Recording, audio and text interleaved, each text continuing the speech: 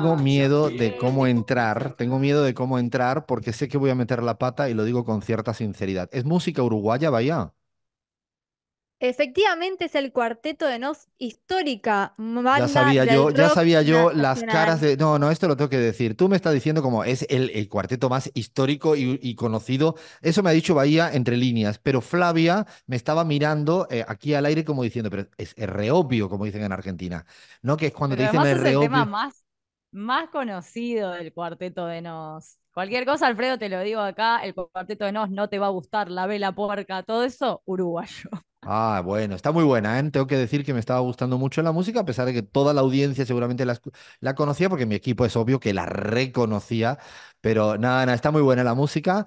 Y bueno, esto significa, Bahía, que nos vamos para el Uruguay y vamos a intentar, Finalmente no, sucedió, muy finalmente, bien. finalmente vamos al Uruguay y vamos a intentar explicar un poquito el panorama político electoral uruguayo. Yo tengo que reconocer, y además lo hago siempre que puedo al aire e incluso en reuniones de trabajo, que no es de los países que más conozca, que tengo más dificultades para entender lo que ocurre, los nombres y apellidos de los referentes, no, no es mi fuerte, así que vamos a hacer casi como una suerte de manual de autoayuda. Bahía que creo que nos va a servir para ir entendiendo. Primero es cuándo se celebran las elecciones presidenciales en el Uruguay este año.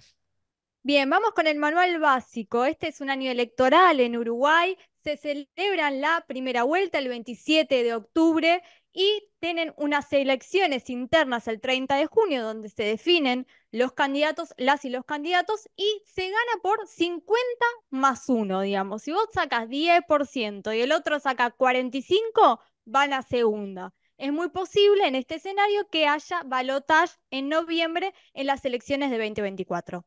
Claro, porque se exige un porcentaje que ocurre en algunos otros lugares de América Latina. Lo hemos dicho cada vez que vamos ¿no? hablando de países, cada uno tiene sus singularidades y es determinante. La regla electoral de cómo se define determina más de lo que nos imaginamos. En el Uruguay se requiere 50% más uno y es más difícil cuando los partidos también se han ido de alguna manera fragmentando en los últimos tiempos. Ya esa vieja lógica de dos grandes partidos ya se fue poco a poco ¿no? En la última elección presidencial, si no recuerdo mal, ya hubo, no sé, nadie ganó en primera vuelta y se asistió a un balotaje, Ujú. ¿no? Sí, sí, sí, sí. Efectivamente fue así, fue a un balotaje. Teníamos a Lacalle Pou y a Daniel Martínez.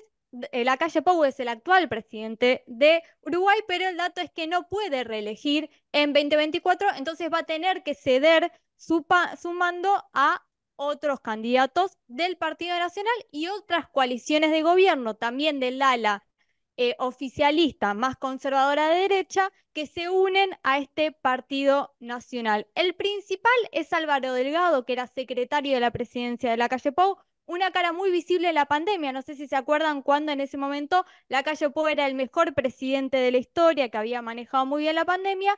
Después acá en la pizarra hicimos un recuento de el derrotero de la Calle Pou con todas las causas que tuvo en el medio, digamos, vinculadas principalmente a la corrupción, pasaportes truchos a Pero narcotraficantes y la espérate, imagen Bahía, de ¿estás insinuando que hay corrupción en la política uruguaya? O sea, tú estás insinuando contracorriente de los medios hegemónicos en la Argentina, que en ese país donde todo es perfecto, en la política hablo, lamento, porque el país me sí. encanta, los uruguayos me caen genial, la Ujú. música, todo eso bien, pero en la política uruguaya, ¿no? Ese ejemplo usado permanentemente, ¿hay corrupción, estás planteando? Efectivamente, no solo lo digo yo, lo dicen las investigaciones, lo dice el periodismo serio también de Uruguay, y estuvimos también en un especial donde el derrotero de la Calle Pou tiene un prontuario bastante amplio. En este escenario se eligen candidatos del Partido Nacional, el actual partido de gobierno, y además de Álvaro Delgado, que es el que propone la continuidad de la Calle Pou y el que está rankeando arriba de las encuestas, hay otros candidatos, no los vamos a mencionar a todos. Tenemos a Laura Raffo, que también fue candidata a Montevideo, un distrito muy importante, y una persona que yo sé que vos también conoces muy Sí, bien, que es lo sigo Sartor. full. Pero él es el que hace ¿Sos surf, fan? el que hace surf todo el tiempo. El del Exactamente. Sí, Sí. sí, sí, sí. Él, de hecho, fue muy protagónico, yo recuerdo, por eso lo empecé a seguir un poco. Se presentaba como una suerte de outsider, empresario exitoso, un poco Bukele al uruguayo, si me permiten un poco el término, y apostó fuertemente en las primarias en la anterior elección presidencial. A partir de ahí lo seguí y yo quería saber si esta era un poco como intentar ser más de derecha que ya el Partido Conservador, inclusive jugando a ser el outsider de la política. ¿Cómo le está yendo a nivel interno? No le fue muy bien en las elecciones de 2019, era un outsider que parecía que iba a arrasar, pero la verdad que sacó un porcentaje muy escaso. Pero tengo otros dos datos. Este Sartori nunca vivió en Uruguay y es un empresario que vive en el exterior y quiere ser el presidente. Y como vos bien decías, no sé si lo has visto, pero esta semana se juntó con Bukele, así que van Ah, en no lo esa línea de sabía. No, fíjate que pensamiento. te prometo que no tenía, lo sabía, pero sí es cierto que tiene como su ejemplo a Esa seguir, porque además impronta. hasta se viste parecido, intenta una Sí. suerte performance en digital muy similar, tiene cierta impronta, como bien dices. Bien, vamos a ver si se efectiviza la candidatura de Sartori y después tenemos otras coaliciones de gobierno que finalmente se terminan yendo con el Partido Nacional o el partido del oficialismo, que es el conservador, que son el Partido de los Colorados, que tienen muchos candidatos, tienen al menos 6, y después Cabildo Abierto, que es también el ala quizás más conservadora, derecha, donde también exponentes como Manini Ríos, que será su candidato a presidente, con mucho vínculo a los represores de la última dictadura militar. Bueno, esta es la impronta y el escenario de la derecha Pero en entonces, Uruguay. si bien entiendo, vaya, van todos juntos a unas primarias, o sea, van como coalición ampliada y eligen internamente, ¿no? O van por separado con No, su candidato van cada por uno. Eso separado. es importante que lo digamos con mucha Sí, claridad. O sea, más allá de ujú, que tengan coincidencias ideológicas y todo eso, no sí, van a unas primarias disputando. O sea, es como si el macrismo y Milei hubieran ido por separado o iban juntos. Estos van por exacto. separado, ¿no? Van por separado, pero ya lo vimos también en Argentina, terminan todos juntos, Sí, porque, pero en las digamos, primarias van con pero las candidaturas primarias van propias. separados, O sea, y va en la Cabildo propia. Abierto, que es importante lo que plantea Bahía, es un partido con fuerte origen y raíz militar represora. O sea, cuando surgió, intentó aparecer para correr por la derecha al Partido Nacional, a los Colorados, precisamente con esa idea a lo Villarruel, ¿no? Si lo queremos decir en clave argentina, ¿no? O en clave latinoamericana, hay tantos otros partidos militares de ultraderecha que no tuvo el protagonismo que todo el mundo pensaba también cuando surgió, pero que me imagino que hay que estar atento. Sí, te sumo un dato más. Este año la Corte Electoral habilitó por lo menos 12 nuevas candidaturas. Hay que ver si cumplen con la papeleta, si cumplen con las firmas. Pero uno de los partidos que se quiere postular es el Partido Libertario Uruguayo, que emula las ideas de Javier Milei. Hay que ver si lo logra hacer, si se Tenemos un logran partido presentar. libertario allá también. Efectivamente hay un germen, hay una semilla. Hay que ver si esto No, tengo se una pueden pregunta presentar. importante, Bahía, entonces, a ver. A ver. ¿Y cómo se peina el señor?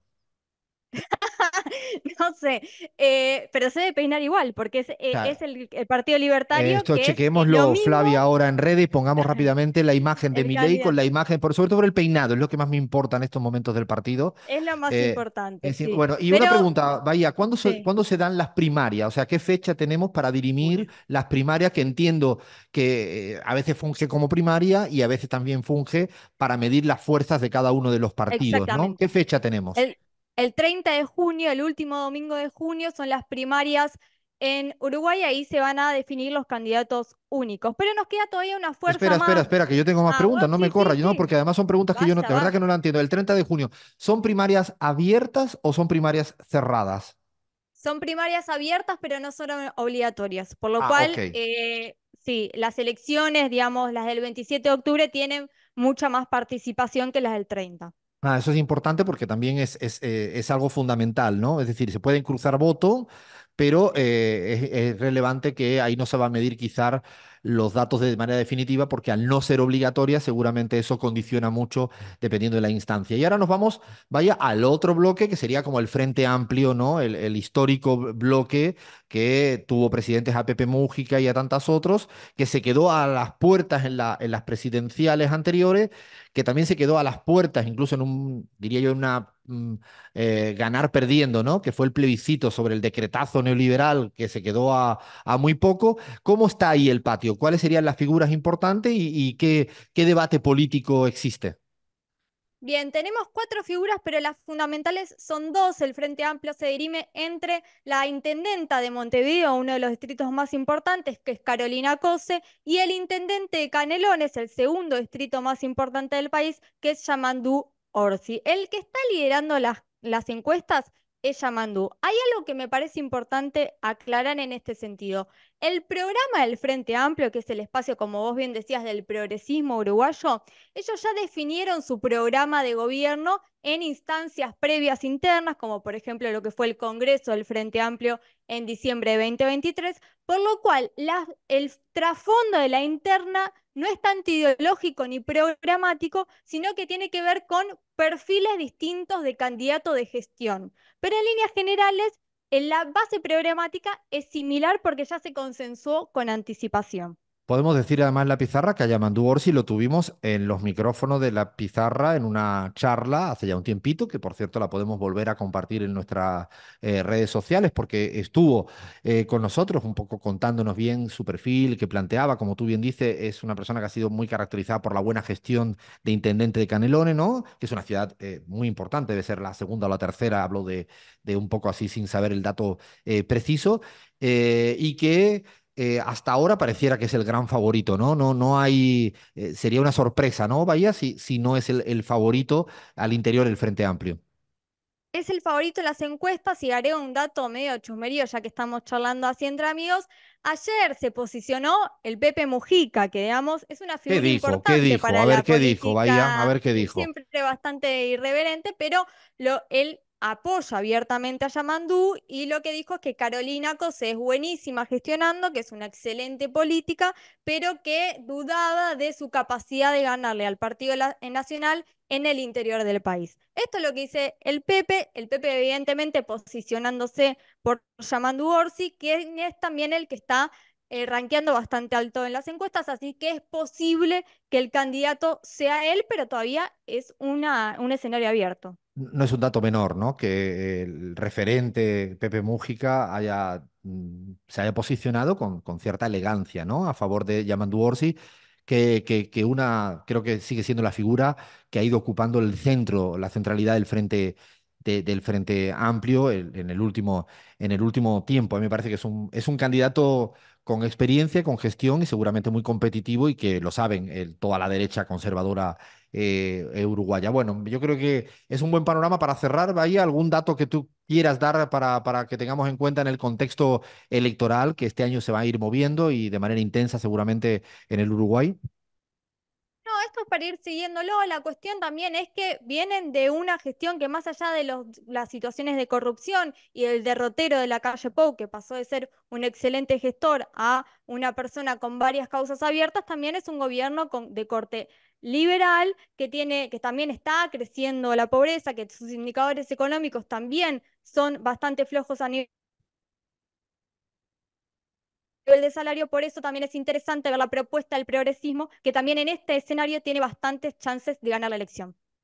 Pues lo vamos a seguir, este año lo vamos a seguir y de hecho yo tengo muchas ganas de tener pronto acá al presidente del Frente Amplio, Fernando Pereira, que es una persona que creo que explica muy bien, es un viejo sindicalista con un gran conocimiento y que creo que lo vamos a tener aquí más pronto que Alfredo, tarde. Sí, dime, Gaby.